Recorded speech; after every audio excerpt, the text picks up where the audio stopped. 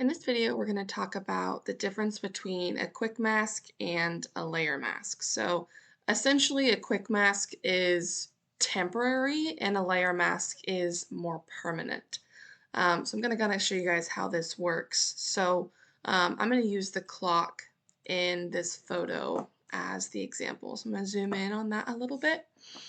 And what I'm going to do is I'm going to just select this clock. So you guys can use the quick selection tool.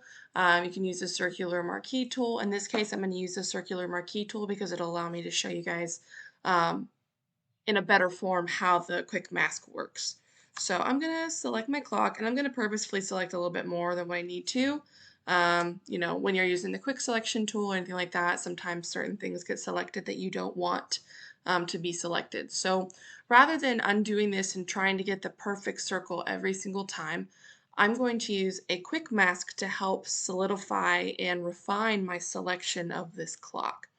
So what I'm going to do is I'm going to add a quick mask. And so I can either enable that by pressing Q on my keyboard or pressing this little button down here. So I'm just going to press Q, and you see that I have my colors set to be this drastic red. That way I know exactly what I'm working with.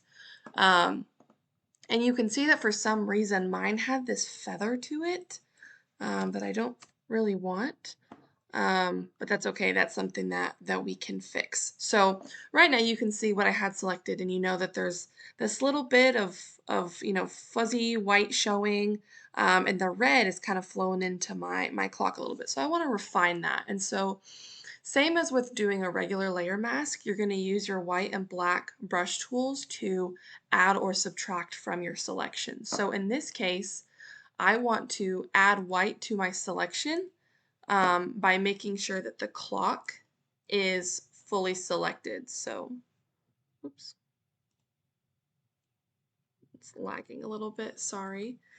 All right, so when I draw white over top of my clock, you can see that it's removing that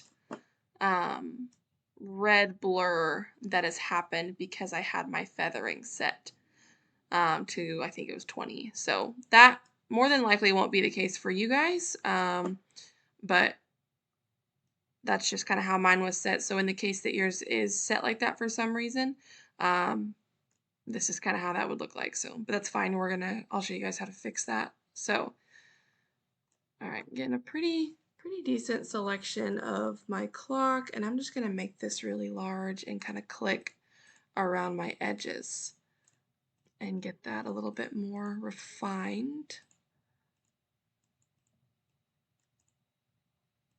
Click a little bit more here on this side. The circle is kind of easy to work with because it's a circle and my brush is a circle. So, okay.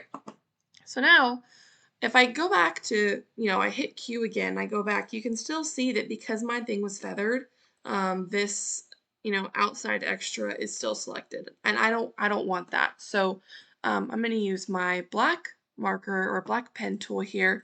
And you can see when I select that, it makes it a much stronger, more even, not feathered red. So sorry, I'm having trouble with my mouse there.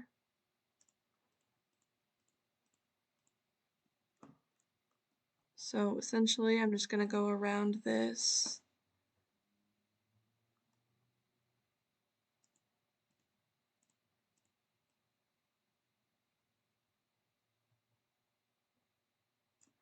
And cut out everything that I don't want.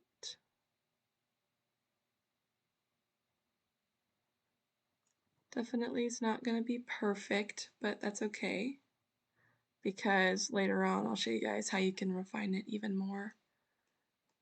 So again, the quick mask and the layer mask are really similar, just the quick mask is something temporary and the layer mask is more permanent. So now that that looks a little bit more refined, I'm going to press my Q button again, my Q key, and you can see that that really refined my selection here of this clock. So that's one way to do that. This works really well for more intricate shapes. So maybe say I was doing this little vase over here, that might help me get a better selection, or If you're trying to select something that has a similar color in the background, Photoshop is going to recognize those colors and think that it's all one, um, one item that you're wanting to select. And so this quick mask allows you to go in and refine that manually, rather than relying on Photoshop to select what you want it to select. So the only downside to the quick mask and really just masking in general is that it's very time consuming, because if you want it to be very detailed,